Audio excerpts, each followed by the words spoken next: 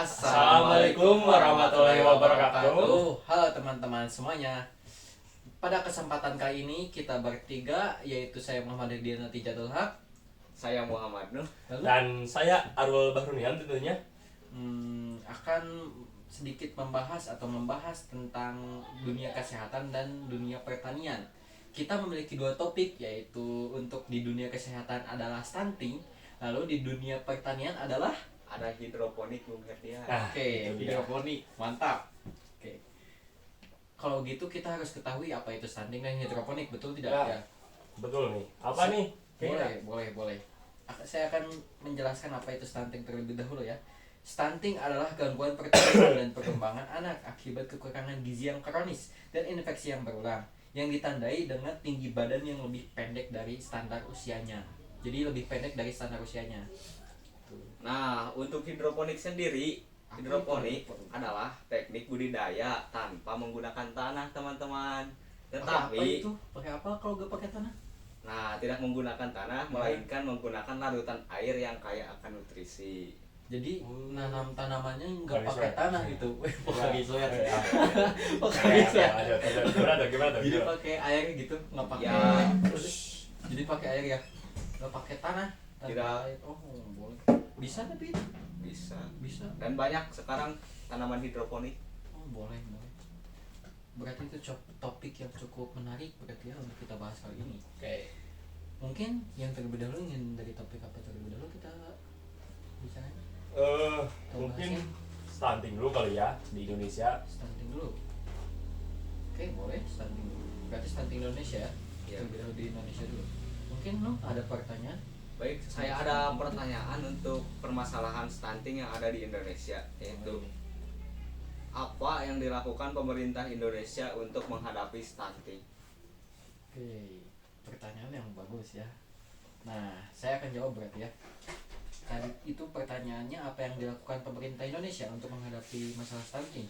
Nah, untuk pemerintah Indonesia dimulai dari pada tahun 2015, yaitu peluncuran program HPK atau hari pertama 1000 hari pertama kehidupan untuk ibu dan bayi yang baru lahir yang akan mendapatkan asupan gizi yang optimal sehingga tidak terjadi penyakit stunting tersebut. Nah, itu HPK itu adalah program dari 2015 sampai 2017. Untuk 2017-nya ada program yang diluncurkan lagi atau yang telah direncanakan, yaitu Starnas di 2017, atau lebih panjangnya Starnas itu adalah Strategi Nasional Percepatan Pencegahan Stunting. Itu baru direncanakan sekitar tahun 2017. Lalu untuk Starnas tersebut resmi atau diluncurkan pada tahun 2018 sampai 2024 ya. Jadi Starnas itu baru diluncurkan tahun 2018. Untuk tahun 2017 hanya baru diprogramkan atau direncanakan. Oke. Lalu apa sih fungsi Starnas? Starnas untuk tahun 2018 itu bertujuan untuk mencegah penyakit stunting dan meningkatkan kualitas hidup generasi yang mendatang. Itu berarti sama ya kayak HPK kurang lebih. Iya. Jadi Starnas sama HPK itu kayak HPK itu baru permulaan dan Starnas adalah lanjutan untuk program HPK tersebut. Untuk di tahun 2025 atau yang kita alami sekarang adalah program MBG. Kita telah mendapat manfaat dari MBG tersebut kan, seperti makanan yang bergizi untuk anak-anak sekolah khususnya. Betul tidak? Mungkin ada pertanyaan lagi? Kenapa pemerintah melakukan program HPK? Seperti yang saya telah jelaskan tadi, HPK atau Starnas sendiri merupakan suatu program yang bertujuan untuk mencegah penyakit stunting dan meningkatkan kualitas hidup generasi yang mendatang, seperti itu. Kalau begitu, di mana sih program HPK pertama kali dilakukan? Oh, berarti tempatnya ya? Ya, Tempatnya untuk di Indonesia kan? ya. Oke. Untuk tempat di Indonesia itu tidak ada yang tempat yang sangat signifikan di mana program ini pertama kali diluncurkan atau dilakukan. Namun, pendekatan atau penyaluran program ini sudah dilaksanakan pada tahun 2015 di berbagai lokasi di negara Indonesia. Jadi tidak ada tempat yang sangat signifikan. Misalnya hanya di Jawa Barat, tidak. tapi sudah dilakukan di beberapa daerah di Indonesia pada tahun 2015 seperti itu. Baik, tadi Anda berbicara tentang MBG ya. Ya. Apa itu MBG, Arul? Oh, MBG itu saya tuh makan bergizi gratis ya. Oh, baik. betul. Itu yang begitu makanan bergizi gratis. Nah, siapa yang meluncurkan atau mengadakan program MBG bagi kita? Oh, itu untuk program MBG itu kalau tidak salah itu Bapak Presiden kita yaitu Pak Prabowo kan yang untuk MBG itu kan suatu program yang dibuat oleh beliau setelah mencalonkan diri menjadi presiden. Baik. Bagaimana penyaluran program MBG untuk mengatasi masalah stunting? Oh, untuk masalah stunting berarti MBG bagaimana penyalurannya? Kan seperti contohnya sudah di Malangbong yang sudah mendapatkan kita ya SMA 9 mendapatkan MBG. MBG tersebut dari SPPG terlebih dahulu yang didirikan di berbagai daerah, contohnya di Malangbong yang sudah ada ya tentunya, yang bertugas untuk mengolah dan menyalurkan makanan dari program tersebut ke siswa SMA contohnya SMA 9 begitu. Penyaluran dari SPPG terlebih dahulu diolah lalu baru diberikan ke siswa-siswa. Oh. Kalau begitu, kapan pemerintah pertama kali melakukan program MBG? Pemerintah untuk program MBG kalau tidak salah itu dimulai pada tanggal 6 Januari 2025 dan diluncurkan secara bertahap pada secara bertahap di 26 provinsi di Indonesia. Jadi pertamanya itu di tanggal 6 Januari 2025, tapi belum semuanya. Jadi bertahap, misalnya dari Jakarta terlebih dahulu, lalu setelahnya Bandung, Garut, dan ya di provinsi yang lain. Ini seperti itu sih untuk di Indonesia ya. Oh, udah berarti ini ya. Oke. Jadi HPK itu program HPK itu dilaksanakan pada tahun 2015 hingga 2017, lalu dilanjutkan oleh Starnas dari 2017 sampai 2024, lalu ya program terakhir yaitu MBG pada 2025. Baik, di sini saya akan membahas masalah stunting yang ada di Timur Leste. Oh, Nah, mungkin Timor Leste singkat ya. Singkat sebenarnya, Mas. Mungkin ada pertanyaan, Mas Arul? Mas Arul? Bentar, saya akan mengoleksi pertanyaan dari sini. Oh, berarti dia sudah mengumpulkan informasi terlebih Ya. dahulu ya. Jelas. Mantap. Karena cukup menarik nih. Oke. Ini pertanyaan pertama nih. Apa program utama yang dilakukan Timor Leste untuk menangani stunting sejak tahun 2015 itu tuh? Baik, Mas Arul, untuk jawabannya adalah Timur Leste Ya. menjalankan National Nutrition Strategy dari 2014 sampai 2019 yang menjadi dasar berbagai program gizi, termasuk intervensi 1000 HPK, edukasi gizi, dan peningkatan layanan ibu dan anak. Dilansir dari sumber UNICEF Timor Leste, Nutrition Strategy UNICEF. Oh, berarti sama ya kayak di Indonesia kan HPK tadi. Ya hampir sama sebenarnya, Pak. Oh, HPK juga berarti ya sama. Siapa tuh yang ini? Pihaknya itu siapa aja yang terlibat? Nah, untuk pihak-pihak yang terlibat ada pemerintah Timor Leste, termasuk Kementerian Kesehatan, UNICEF yang mendukung kampanye gizi dan survei nasional, WFP atau World Food Program yang mendukung distribusi makanan bergizi, dan WHO yang membantu standarisasi kesehatan dan pelatihan. Oh, kalau tempatnya ada yang spesifik gak sih di Timor Leste gitu, yang daerah terkena stunting itu? Ada, Mas Arul, terutama di daerah pedesaan khususnya distrik. Nah, di sini ada Ermera, Ainaro, dan Oekuse. Daerah ini sering disebut memiliki angka stunting di atas 50%. Oh, berarti sangat berbeda ya. Kalau kan di Indonesia itu tidak disebutkan sangat signifikan tepatnya di mana? Mungkin di Indonesia di semua daerah pasti ya. Mungkin. Oh, jadi di Singapura di mana tadi? Timor Leste. Di Timor Leste.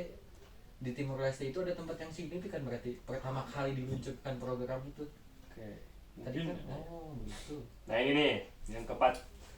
Kapan sih perubahan besar terjadi dalam strategi nasional pencegahan stuntingnya?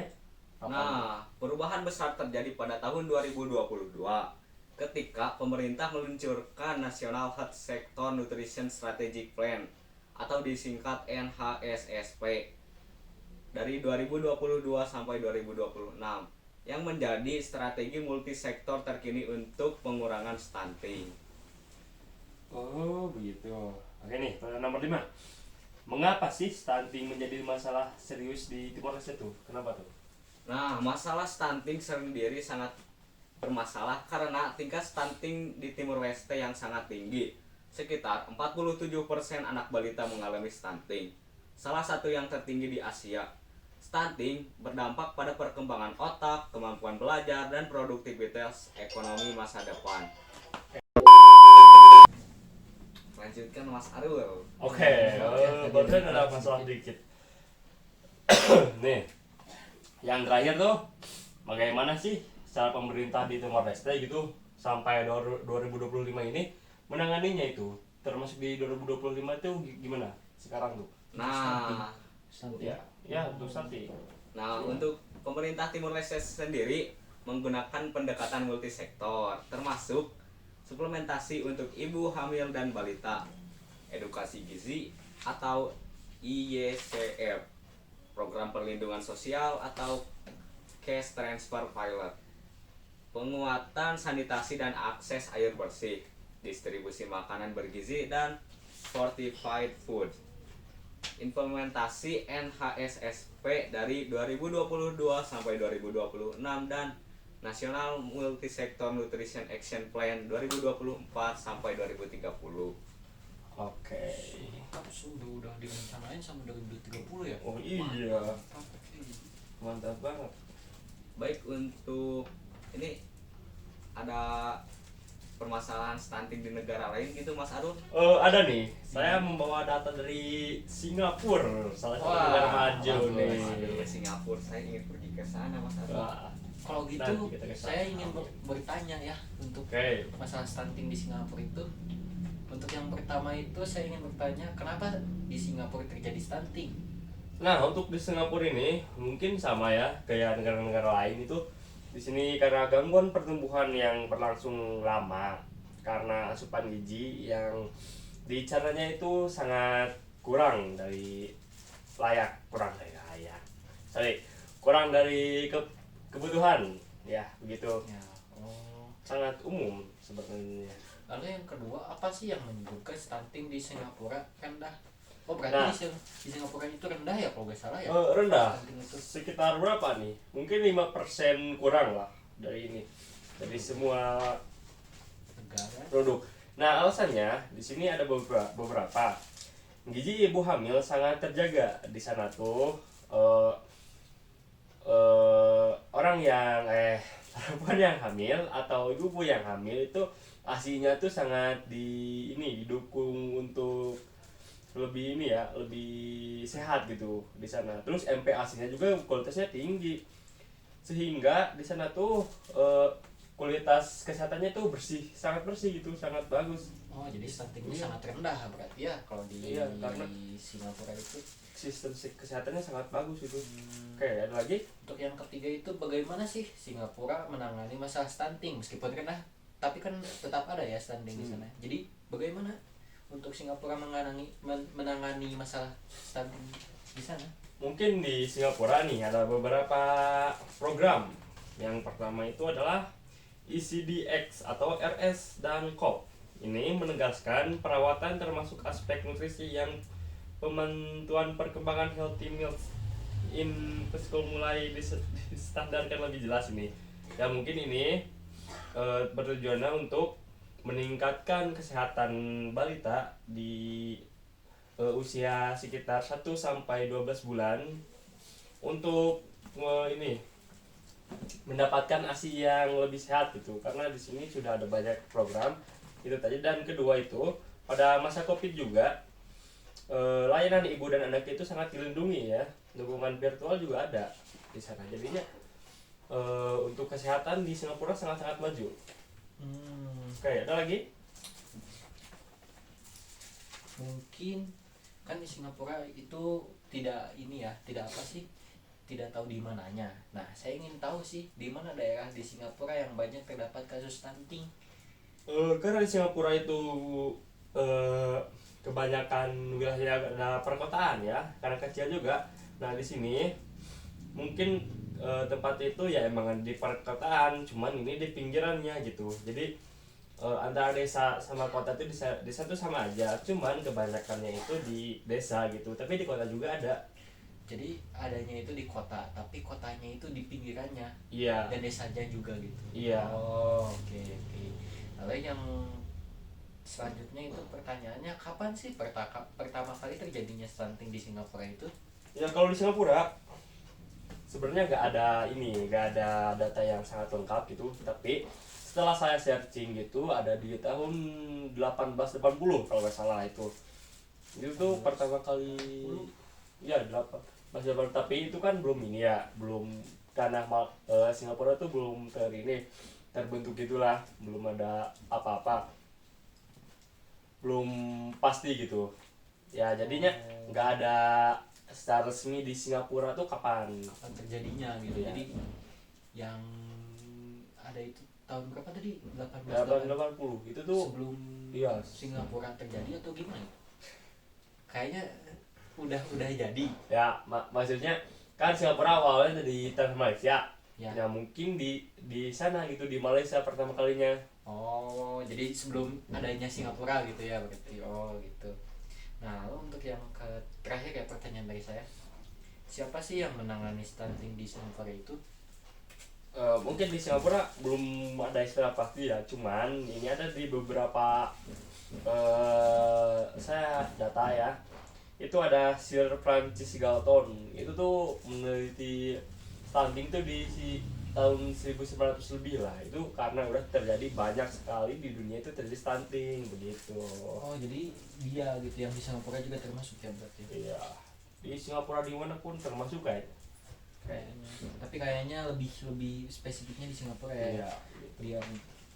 Nah, oke, mungkin bisa kita simpulkan untuk stunting itu adalah penyakit yang sangat mematikan, mungkin ya, bukan mematikan, menghambat pertumbuhan untuk Iya. anak-anak dan Ini ibu yang jangka hamil. panjang Jangka sebenarnya. panjang. Oh, Baik, apakah sudah puas untuk masalah stunting? mungkin ya sudah lah ya. Ya sudahlah, Baik. begitulah ya. Teman-teman, kali ini kita akan membahas tentang hidroponik. Waduh. Cut dulu. Baik, untuk topik selanjutnya ada hidroponik, teman-teman. Tadi itu apa sih hidroponik? Untuk hidroponik sendiri, hidroponik adalah teknik budidaya tanaman tanpa menggunakan tanah, Oh, melainkan Oke. menggunakan larutan air yang kaya akan nutrisi. di Indonesia dulu ya berarti ya. Iya. Iya, siapa tuh yang di Indonesia? Nuh, Saya. kalau nggak salah ya. Nuh. Oh. Mungkin ada oke. pertanyaan, Mas Arul? Oke. Mulai dari pertanyaannya. Oke, di sini. Udah searching. Siapa sih pihak yang berperan dalam perkembangan hidroponik di Indonesia? Nah, untuk jawabannya ada komunitas hidroponik Indonesia seperti Hidroponik Indonesia Community, sekolah-sekolah dan kampus, terutama SMK Pertanian dan perguruan tinggi seperti IPB, startup arsitek, misalnya iGrow, Evisri, dukungan dan Habibie Garden. Pemerintah yang melakukan program kota bertanam, urban farming, dan pelatihan petani muda. Baik, ada pertanyaan lagi, Mas Harun? Di mana tuh hidroponik berkembang tuh, daerahnya di mana? Ada yang jelas gak? Nah, untuk hidroponik sendiri, hidroponik paling pesat berkembang di kota-kota besar seperti Jakarta, Bandung, Surabaya, Yogyakarta, Bali. Karena di kota besar ya. memiliki keterbatasan lahan yang lebih tinggi dan permintaan sayuran premium lebih besar. Seperti itu, Mas Arul. Oke. Kapan sih terjadi peningkatannya itu hidroponik itu? Kapan? Nah, peningkatan terbesar terjadi pada tahun 2020 saat pandemi COVID-19, Mas Arul. Oh, masuk akal juga ya. Ketika banyak masyarakat mencoba bercocok tanam di rumah dan penjualan alat hidroponik melunjak. Oh ya kan gara-gara Covid ya. Ya, jadi masyarakat itu ingin menanam tanaman di rumah. Kemudian Iya, kalau yang di kota kan udah sama kopi terus Lahan lahannya sempit, sempit iya. ya. Jadi Iya ya juga ya. bagus sih program bukan program apa teknologi ya, teknologi Iya, hidroponik iya, ini iya. bagus. Selanjutnya Mas Harun. Kenapa itu hidroponik semakin digemari? Nah, karena hemat air hingga 80 sampai 90% dibandingkan pertanian menggunakan tanah. Terus bisa dilakukan di lahan kecil, resiko hama lebih rendah, pertumbuhan lebih cepat, dan kualitas sayuran yang lebih bersih dan premium. Mengapa sih hidroponik itu semakin digemari gitu? Kenapa? Di Indonesia ya. Iya, Kenapa? tentu. Nah, karena teknik hidroponik sendiri lebih menghemat air hingga 80 sampai 90% dibanding pertanian menggunakan tanah. Terus bisa dilakukan di lahan kecil, risiko hama lebih rendah, pertumbuhan yang lebih cepat, dan kualitas sayuran yang lebih bersih dan premium. Oh, jadi dibanding tanaman yang biasa yang ditanam di tanah itu cuma 80% ya untuk airnya. Ya lebih hemat 80 sampai 90% air. Iya iya terus iya. terus apa air hidroponik itu harus diganti gak sih? Kalau di sini ya di Google itu harus diganti, air hidroponik itu harus diganti berarti. Iya harus diganti Herdian karena untuk nutrisi airnya. Kalau Hidroponik di Indonesia ya, Iya. mungkin saya ada nih hidroponik di Jepang. Sebelum saya menjabarkan itu, mungkin ada pertanyaan terlebih dahulu kan? Baik, saya ada pertanyaan. Boleh, no? Silakan. Apa sih yang dilakukan pemerintah Jepang untuk pertanian di lahan yang terus menyempit? Seperti tadi, kan kita sedang membahas hidroponik ya. Di Indonesia juga sudah dikatakan tadi untuk lahan yang sempit. Di Jepang itu menggunakan teknologi yang sama ya. Apa ini makanya? Teknologi hidroponik yang bisa dilakukan di ruangan. Dengan memanfaatkan teknologi tersebut, lahan yang sempit tetap bisa bermanfaat bagi pertanian Jepang. Jadi ya sama seperti tadi di Indonesia, menggunakan lahan yang sempit sebagai tanaman atau menanam tanaman hidroponik. Teknologinya hidroponik. Jadi di lahan yang sempit pun bisa menanam. Ada lagi pertanyaannya? Baik. Di mana sih program hidroponik pertama kali muncul di Jepang, Herdian? Nah, di mana berarti ya? Di mana? Mengapa Jepang melakukan program pertanian hidroponik? Ya tadi untuk mengatasi keterbatasan lahan pertanian dan kekurangan tenaga kerja. Nah, di Jepang itu ada kekurangan tenaga kerja ya, serta untuk membuat bahan pangan mereka tetap terjaga bagi kebutuhan masyarakat di sana. Jadi meskipun lahan mereka sempit, dengan adanya teknologi hidroponik tersebut bisa menjaga atau memberi kebutuhan masyarakat di sana, jadi tetap terjaga gitu kebutuhannya untuk tanaman ya terutama. Kalau begitu, di mana program hidroponik pertama kali muncul di Jepang, Herdian? Oke, program ini pertama kali muncul di Chofu, tepatnya ya Chofu di Tokyo pada tahun 1946. Waduh, sudah dari lama tuh. Ya udah lama. Oh, waduh. kita baru tahu Hebat. sekarang di Jepang sudah lama ternyata. Tapi kayaknya masih kecil-kecilan sih kalau tahun segitu. Baik, siapa yang berperan penting dalam adanya hidroponik di Jepang? Untuk peran ya, berarti peran yang penting dalam pengembangan awal hidroponik di Jepang itu adalah otoritas militer Amerika Serikat, AS ya, Amerika Serikat. Iya, setelah Perang Dunia Kedua lebih tepatnya. Oh, Gitu. kawan barat ini. Iya, kawan barat kayaknya. Tapi manfaat itu kakak Iya iya. manfaat sekali gitu untuk Jepang. Ada lagi? baik, untuk yang terakhir, mengapa Jepang memulai konsep robot run farm di pertanian hidroponik mereka? Untuk kan tadi ya sudah disebutkan keterbatasan tenaga kerja untuk tanaman hidroponik sendiri ya. Untuk apa tadi mengapa Jepang memulai konsep robot run farm di pertanian hidroponik mereka? Ya untuk menutupi, ya sudah saya jelaskan tadi, untuk menutupi atau mengatasi kekurangan tenaga kerja akibat populasi yang menua dan menurunnya jumlah petani muda di Jepang. Hmm. Jadi gara-gara para petaninya itu udah tua sama turun juga gitu. Oke, berarti saya tadi sudah di Jepang ya. Ya. Kita mungkin sekarang lebih ke internasional atau di berbagai dunia ya. Oke. Tidak di satu negara gitu ya. Umum berarti. Saya Ini ada siapa membawa Oh, saya Sarul. membawa data itu ya. Sarul, boleh. Kalau gitu saya ada pertanyaan nih untuk Mas Sarul Apa? ya, yang untuk di internasional. Apa sih perkembangan utama hidroponik yang terjadi pada tahun 2015 sampai 2025? Ya, di sini ada dari datanya.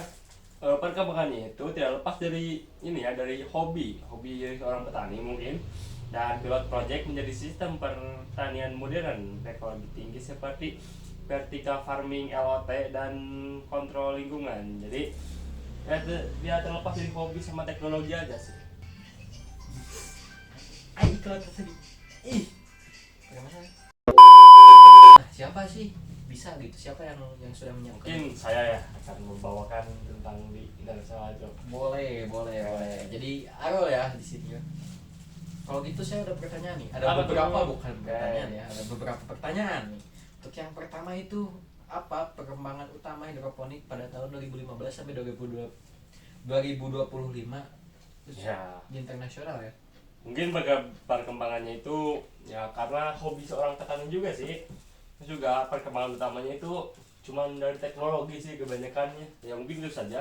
Oh, jadi awalnya dari hobi terus di apa ya dibantu sama teknologi juga berarti ya? Iya, Oh gitu. gitu. Ada Lalu lagi? yang pertanyaan selanjutnya itu siapa sih pihak yang paling berperan dalam perkembangan hidroponik di internasional?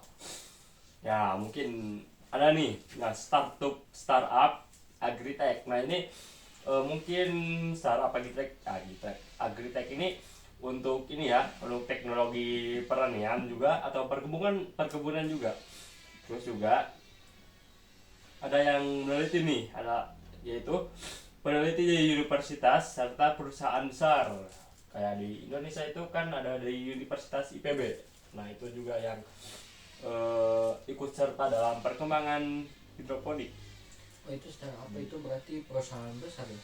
Iya, perusahaan besar universitas juga kan jurusan-jurusan juga itu di seluruh dunia ini berkontribusi dalam hidroponik. Oh boleh. Lalu yang ketiga, kapan sih langkah terbesar dalam penggunaan hidroponik di dunia? Mungkin langkah terbesar itu dari tahun 2020 sampai 2023 ya. Sama seperti tadi di Jepang karena atau di Indonesia juga karena Covid tentunya. Ya mungkin dari situ ya nggak usah dijelasin lagi ya. Maaf ya kalau tadi di Jepang itu kan gara-gara Covid, tapi emang udah ada kan di tahun 1946 Oh iya. gitu kalau nggak Sorry. Lanjut. 1946. Apa tuh? Lalu yang keempat ya, di mana teknologi hidroponik dikembangkan atau diterapkan? Untuk teknologi hidroponik ya sama sih di negara lain juga gitu. Karena di sini disebutnya itu di kota besar sama mungkin kota besar atau lahan-lahan yang besar lah yang sulit untuk mendapatkan tanah yang subur gitu. Lalu mengapa sih hidroponik sangat diminati? Selain tadi mungkin ya yang seperti saya dan Nuh telah jelaskan, gara-gara lahan yang sempit, lalu ada yang gara-gara Covid, apa alasan lainnya gitu? Ada gak? Karena hasilnya itu sangat stabil ya, karena hasilnya juga konsisten gitu dari tahun ke tahun itu sama gitu hasilnya, malah makin bagus gitu. Karena ya ini juga karena nutrisi yang dikembangkan di tanaman tersebut itu Ditambah atau diolah gitu? ya di apa sih Diperbaiki? Ganti. Jadi tempat kata ya? Di apa? Diperbarui? di Apa? Jawabannya? diatur. Astagfirullah. Dari tadi ya Allah. Mungkin ya hasilnya tuh nutrisi juga diatur ya, mungkin biar sangat penuh gitu. Oh, jadi selain yang tadi itu apa gara-gara kopi lah ya. Kalau di Indonesia kan kopi ya Kalau di Jepang itu gara-gara keterbatasan lahan. Jadi gara-gara kalau di internasional di internasional itu atau di beberapa negara itu gara-gara apa tadi? Gara-gara bukan manfaat, hasil tumbuhan yang sangat baik gitu. Iya, itu tumbuhan sangat baik. Karena di luar negeri itu sangat jarang ya buat mencari tanaman yang subur. Oh iya ya, gara-gara tropis juga ya. Iya. Salah satunya. Oke. Oh, berarti itu bisa. Lalu yang terakhir sih. Pertanyaan terakhir dari saya itu ya, bagaimana perkembangan hidroponik? Mungkin perkembangannya itu kalau di secara umum di dunia itu karena ada juga teknologi dan juga mungkin beberapa teknologi itu yang menggunakan sensor otomatis, terus juga ada nutrisi yang terkontrol dan sistem tanam yang bertingkat gitu. Sistem tanam yang mungkin kita sering lihat ya untuk dalam suatu ruangan itu tanaman itu sangat bertingkat gitu. Mungkin ada beberapa layer gitu dalam suatu tempat, jadi enggak tempat itu aja. Jadi misalkan nih ada yang di sini, ada yang di sini gitu. Oh, benar. Dan juga Kayaknya sistemnya itu sangat efisien. Oh, kayak gini ya. Nih, kayak gini. Nah, gitu ya. Kayak gini. Nih. Teman-teman nggak bisa dilihatin ya, maaf. Nanti saya akan kasih foto aja. Ya, dikasih tahu ya untuk yang bertingkat. Oh, jadi asalnya itu cuma satu di bawah doang. Jadi sekarang ada tingkat. Oh iya, itu sangat efisien karena dalam satu lahan gitu bisa mungkin dikali 3 atau kali 5 ya, hasilnya itu sangat banyak. Kayak rumah berarti ya. Iya. Satu lantai, 2 lantai, 3 lantai. Iya, lantai per lantai. Gitu. Dan hasilnya itu lebih banyak dan maksimal. Oke. Berarti kayak di Jepang, berarti pertama itu di internasional yang lantai-lantai. Iya. Kalau di Jepang itu tadi robot tadi yang Wah, ya. kan ya, itu perkembangan juga berarti termasuk gitu. Oke, mungkin segitu aja. Ya teman-teman, mungkin kalian ada yang tertarik tentang hidroponik. Lalu untuk Mungkin kalian juga ada yang terjangkit stunting. wes 3. Wassalamualaikum Waalaikumsalam warahmatullahi wabarakatuh.